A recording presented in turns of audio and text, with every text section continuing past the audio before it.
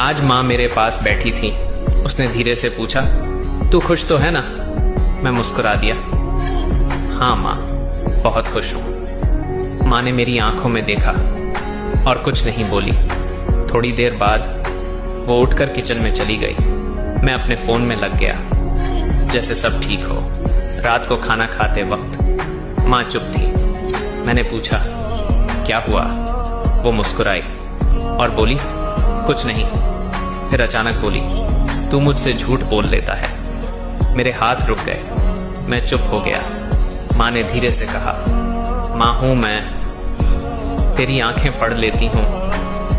मेरी आंखों में आंसू आ गए, क्योंकि मैं सच में खुश नहीं था, लेकिन माँ को बताना नहीं चाहता था। आज समझ आया, दुनिया को धोखा दे सकता हूँ, लेकिन माँ को नहीं। अगर दिल छू गया हो तो फॉलो कर।